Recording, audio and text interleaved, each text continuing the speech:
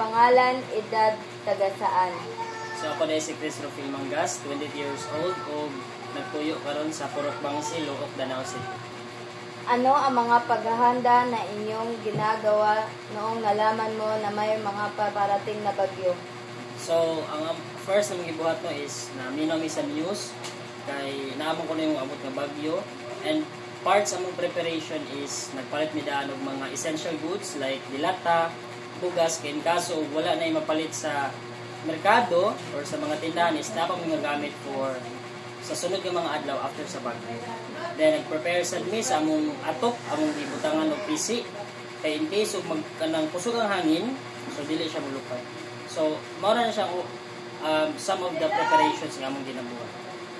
Noong nanalasa ang bagyong Tino, ano ang pangyayari na inyong naranasan? So after gid sa bagyo, kadlawon pa na is kumpiyansa ra kay mi, it's because nagtumig nga humana siya kay hinay na ang hangin. Pero eventually di ay pag mga alas 7, alas 8 na sa buntag, nakuyawan may tungod kay ang tubig nagikan sa baha is kusog kay ang saka, kunya eventually naabot gid result sa balay.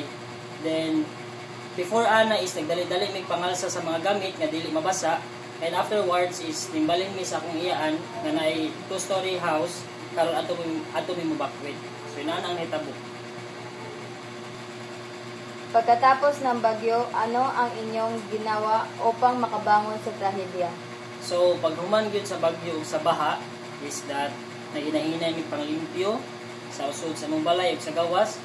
Since wala may tubig nga magamit, dito mi sa tabay ug sa puso naghakot, naghinakutay.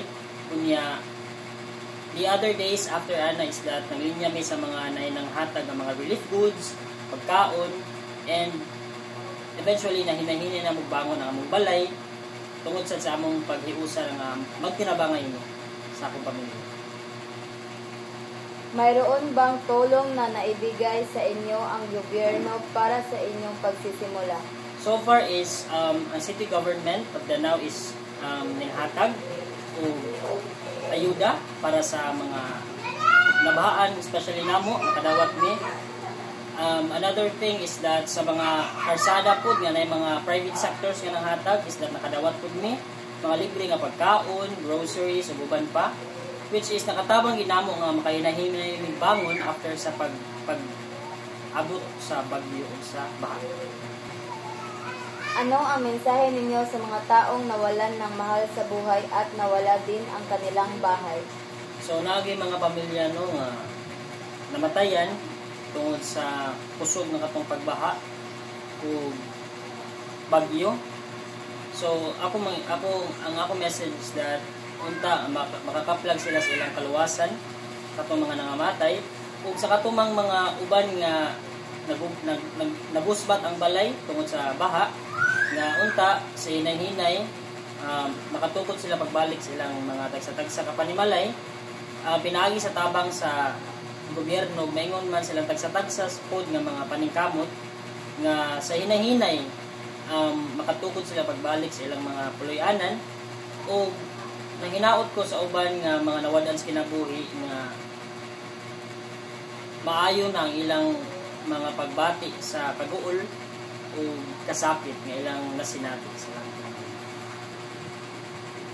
Ano ang aral na inyong nakuha pagkatapos ng bagyo? So daghan kong nakatunan after nga niabot ang bagyo ug ang kusog nga pagbaha tungod kay ang giandaman na mugod namo before ang bagyo is that ang hangin so mao tong naghigot mi og busy sa among sa among atop, pero wala mi magdahom di ay nga moabot ay nato ka kusog nga baha.